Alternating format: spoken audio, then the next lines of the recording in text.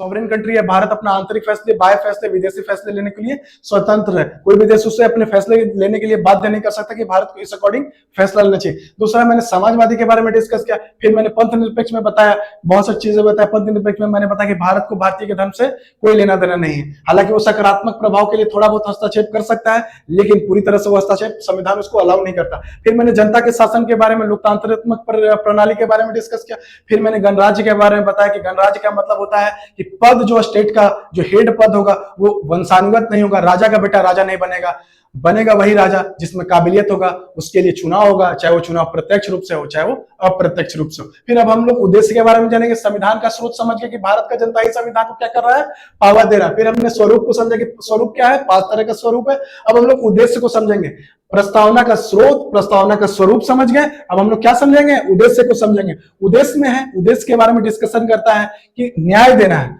भारत के भारतीय